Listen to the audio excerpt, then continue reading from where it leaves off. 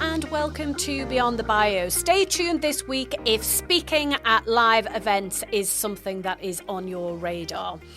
You're going to hear how best to pitch yourself to event organisers and how to make the most of speaking opportunities. I'm joined by Kerrie Finch, who is a speaker on a global scale and is talking to me about how she uses live events to supercharge her profile and business. As the founder of Finch Factor, Kerrie brings 3 decades of experience in strategic communications, corporate story mining and brand positioning.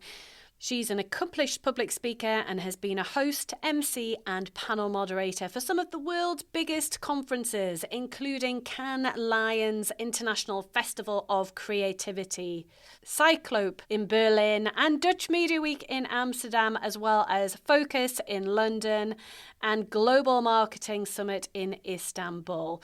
Kerrie, it's awesome to have you on the show today. It's absolutely awesome to be here. Thanks for the invite, frankly. And I'm excited to speak to you all about how live events and speaking have really amplified your profile. So let's get stuck in. Now, you're hosting a stage at Cannes Lions this year, which is incredible. How did that opportunity come about? I've done it for about 3 years now, and it is awesome. So it's the Cannes Lions International Festival of Creativity. And for those who don't know it, think of the Oscars, but for the ad and design and PR world, basically. Yeah, it's really great. And there's a whole week program of stages, and there are about 10 stages, and mine is, let's say, number 3 on the pecking order. Nice. Yeah, so it's great. And how did it come about? I have been a Cannes Lions country rep for a number of years, and so I've known them for a long time. And I think that's one way of getting into this kind of thing is working your network, basically. So I started by doing one stage, a much smaller stage, for half a day, introducing literally 3 people, one after another, and that was it. And I didn't get paid for it. So sometimes you just got to pave the way and get some experience. And then one thing led to another with Cannes Lions.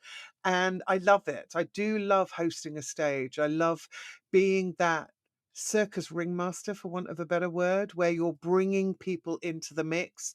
You're welcoming the audience into your world for that hour or that day or that week.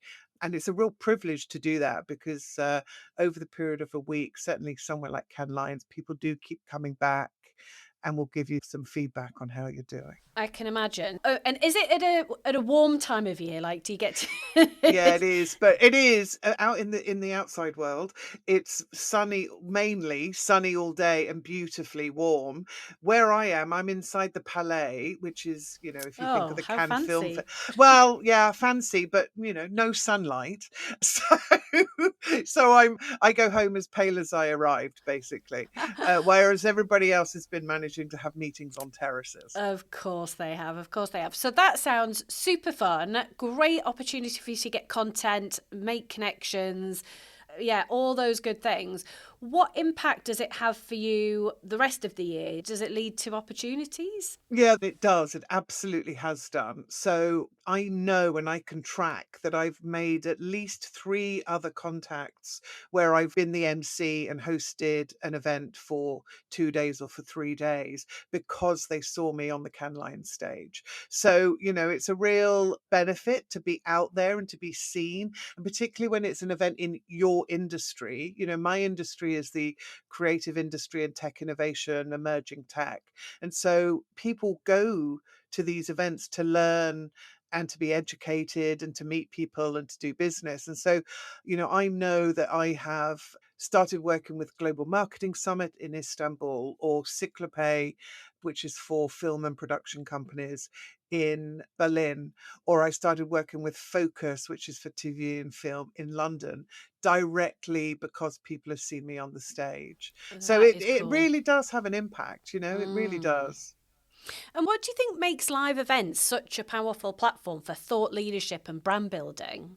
I think it's your opportunity. I mean, I really believe in this because I do this for a living. I work in PR and building reputation. And this is something that we do a lot at my company. We put people on stages, we get them opportunities to be seen and heard as thought leaders. And I think live events are an incredible way to make that connection, to actually talk to people who you are interested in doing business with and have them see you own a thought, own a point of view, and for you to share your thinking and what you believe in and what you do for a living on behalf of your brand. Mm. And, these kinds of events and speaking roles are the in thing at the moment, aren't they? Loads of people want to get on stage. From your experience, what do you think event organisers are really looking for? And how can someone craft a standout pitch for a major event like some of the ones you've described? Yeah, that is really key. People are looking for, I mean, it's hard, but people are looking for something they haven't seen somewhere else. So, for example, at Cannes Lions, they won't accept any submissions if they can see that it's been already done somewhere and somebody's already hosted that presentation. So, people are looking for something specific. People want to see that you have an unusual take on something. And it really doesn't have to be a big idea, but I truly believe that, show your passion and show your authority, and you have a much better chance of getting through. So a lot of the way in these days for many, many conferences and festivals is simply an online form. And that makes it hard because you are there, limited to word count, limited to what you can say and how you can say it, and there's no human interaction, which is the beauty of live events. It's that human interaction. You pull people in because of your personality, but you've got to be able to translate that into often a form, online. So I always think about, okay, what has this person done? If it's my client, they're the CMO of an organization, and I will think, okay, what have they done? Where have they been before?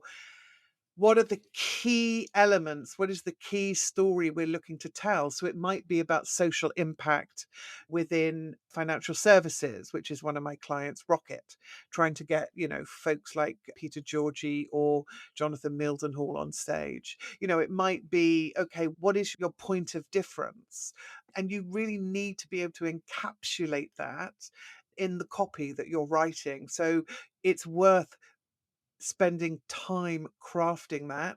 And if you can't do it or you're insecure about it, and it's not everybody's skill, of course, ask a professional, get advice. It pays dividends to help you get on those stages. I totally agree. And what are your thoughts around other collateral that may hopefully be able to be included in that online submission? So things like a speaker kit or a personal website in someone's name. Are they things you would advise? Absolutely. So, in a perfect world, you'd have a website or a web page. You would have a LinkedIn profile, which is busy. So you will be commenting on other people's posts. You will be posting yourself and engaging with anybody that comments on your post. You'll be using anywhere that you've already spoken, chop it down into content, put it on your Instagram, make a YouTube channel, put it onto your LinkedIn. Create a speaker reel perhaps out of that as well? I think that's vital. That was vital for me in helping me to step much further forward in my speaking and hosting career. So I spent a time working with a production company. I live in Amsterdam, so they're here in Amsterdam. They're called Chuck. They were really kind to me and they helped me put a speaker reel together. Maximum 2 minutes. It doesn't even have to be that. And of course, it's a bit of chicken and egg because in order to get somewhere, you need content. To get the content, you need to be selected to be on stage. But there are ways around it. Host a local event and get someone to film parts of it or film the whole thing and chop that down. Get photos of you speaking on stage, or indeed do some kind of a content series, which is what we do for many of our clients. Do some kind of a content series on LinkedIn and use that as part of your speaker reel. So there are ways around it. I think a good headshot is also worthwhile because it's not about how pretty or tall you are. It's about how professional you are, you know? Exactly. It Yeah. makes you look professional. So those are the main things that I would recommend. Totally agree. Totally agree, Kerrie. So once someone has secured a speaking gig, how can they make the most of the opportunity both on and off the stage? I think that while you're on stage, what you don't want to be doing is selling, selling, selling, because that won't get you rebooked. People run away fast. If you're turning your opportunity to share an idea into a sales pitch or a case study of, this is the work I did, people don't want that. So that will, negate any opportunity further. I think that what you can do though at the end is QR codes. This is where you can find me. This is how we work with XYZ. If you're a creative AI company and you're working with brands, this is how we worked with Google. This is how we worked with Amazon. And then people are getting an idea of how you work with your clients. So you can drop those little seeds and then always be available for questions afterwards. Some people are very shy of questions, and that's fair enough on stage, but do make yourself available so that people can find you afterwards and ask you questions. Also, the other thing that I would recommend is use social media afterwards to talk about what you talked about. Share some photos, share a clip, utilize the fact that you were on stage and share that on LinkedIn and social. It's really worth its weight in gold. And I guess the event organisers would probably appreciate that as well. Oh, So, absolutely. Tag in the organizers, tag in any clients that you have mentioned in your talk. It's all vital. I think it's really useful. One other thing that I would say is do ask the organizer what is their social media kit? Do they have one? A lot of organizations will have an asset where your photo can be dropped in. I'm speaking at, really useful, yeah, very, very useful. People notice this kind of thing. yeah, great shout. So, someone speaking at a event, how can they then leverage that event effectively to grow their network and further raise their profile? What I would say there is again, utilize any assets that you've created while you're being on stage and any photos that people have taken and post them on social. I would also make sure that you are available for questions after you've been on stage, because that way you can network with people who are in the room, who are interested enough to have heard you speak anyway. You've got a festival or a conference, you're there for half a day, you're there for a day. Make the most of the fact that you are a speaker. Often you will be given access to who else is speaking. Often there is a speaker green room, where you can network and introduce yourself to people. And That's a great way to connect with really high quality people as well, isn't it? absolutely. And also, there'll be a media list. Journalists will have been invited along, and you can ask for access to that media list. You can ask for access to the press room. Often there is a press room dedicated for journalists. So there are different ways that you can just keep extending your network. And I think it's just vital. It doesn't matter what industry you're in and at what level. I do believe that that human connection around a shared industry, around a shared commitment to learning and expanding your knowledge, you're part of that tribe, you're part of that community. And I would absolutely utilize that. Find them on LinkedIn, find them on their website, and just see what other connections there are. Often you can get on their podcast, potentially, or often you can do an interview while you're there. And one of the things I've seen that I think works really well as a speaker or as a host when you have slides, or even if you say this verbally, but a call to action around, hey, if we're not already connected, connect with me on LinkedIn. And I've seen really slick people do that near the start of the presentation and as a reminder at the end. And when I tried that when I was keynoting a conference about 6 months ago, I came off the stage and I had like 200 LinkedIn connection Yeah, requests, which was brilliant. awesome. That was Absolutely brilliant. And I also agree with you, put up a QR code, put up your email, put up, your full name and your company, and people want to make connections. And also, if you see that other folks are speaking in the organization's website, connect with them on LinkedIn beforehand. Hi, I'm going to be there. Also going to be a speaker. It has so much more weight than 100%. I'm contacting you out of the blue, because you're united in being an authority. You're not united in being on a panel or speaking. Totally. You've got that credibility straight away. And like you say, make the most of the time being there. Can we have a coffee for 5 minutes between breaks or whatever? So, yeah, really, really, really good shout. I do also think that it's a great way to connect with the audience if you bring them into the conversation, and you can do that at the beginning. So often I will say, are you working at a brand? Are you working with an agency?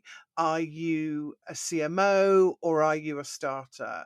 Are you from the UK or are you from America? Just little questions. Ask people to put their hands up, whatever it is, something easy. And then you get a sense of who you're talking to, but also they get a sense of, okay, someone's interested in me. I am now connected to you in this conversation. And I think that goes a long, long way. And that goes back to what you were saying at the beginning there around building those relationships. And also another point you made around not selling from the stage and doing something in a very genuine way and building those relationships. And if then the call to action is to connect with you in whichever way is best, then all that sales stuff comes later, because it's all about building the relationship, isn't it? And it Yeah, comes from there. absolutely. Absolutely. And I think the key word there is genuine. I always think to myself, okay, you've got to be sincere and just be yourself, be passionate about whatever it is you are going to speak about. Show your passion. There's nothing wrong with that. And everybody gets nervous. Everybody gets nervous. I think it keeps us sharp. I think it keeps us on point. And one way to shed some of those nerves is to do your homework. Prep before you go on stage. Make sure it's like baking a cake. Know the recipe. Make sure you know how to do it before you go out there and present. And just remember to talk slowly and smile. The smiling thing, that makes such Smiling. a big difference, doesn't it? People can hear it in your voice if you smile. And I think there's something very organic about that, that resonates with people. It does. And I think even if you're nervous, if you remember to smile at various Yeah, points, that just makes you look more relaxed, feel more relaxed. Is it better to connect with the audience? I think that's probably the most underrated tip in speaking, actually. I think it's such a big thing, and people just they want you to do well when you're speaking on stage. Most people absolutely. are nervous, like you say, Of so they're willing course. you to do well, and if you can smile and connect with them, that just helps it a bit more, doesn't it? Yeah, absolutely. People do want you to do well. People are not there to, for the most part, I would say people are just not there to see you fail. They're just not. We don't want to see that on stage. We want to see people who are in their element. And so if you can smile and fake it for the first 5 minutes, and then it switches into truth. And I often, I will be nervous and I will have to go on stage with energy, with bombast, with some feeling of authority, with gravitas, in order to then go, oh yeah, I remember how to do this. It's fine. I can do this. I've been booked for a reason. People don't book you because you're going to let the organization down. People book you because they believe in you. And that's a Exactly. great point to remember. Exactly. And I don't think anyone would say that they never get nervous. And I think if anyone wasn't nervous, maybe they don't care enough. So I think nerves can be good. Yeah, I mean, absolutely. you just channel them in the right way. Kerrie, you've given us some brilliant insight and tips there. Just before we wrap up, what would be your number one tip for anyone that wants to supercharge their profile through speaking and at live events? I would look at people you admire. Maybe it's super easy to go to LinkedIn, look at people you admire, people you would like to work with, and people who inspire you, and look at where they are speaking. It will give you some ideas about potentially you too could speak in these places. I do believe, though, fundamentally, remember that you're being booked because someone believes in you, and present with authority, be yourself, and remember to smile. Great tips. If anyone listening isn't already connected with you, where's the best place for them to find you? You can find me on LinkedIn. My name is Kerrie Finch. I've got an odd spelling, Kerrie. You can always find me on LinkedIn. I very rarely do not respond. So it's one of my things. I do believe in responding to people who connect with you. Awesome. Well, we'll pop links to those in the show notes to make it super easy for people to connect with you. Thank you very much. Thank you so much. Thank you for listening. If you're serious about growing your profile, take our free profile assessment quiz to see where you're at right now and get hints and tips on how to improve your score. You'll find the link to the quiz in the show notes. If you've enjoyed the episode, it would be mint if you'd subscribe, like, and leave a review. See you next Monday.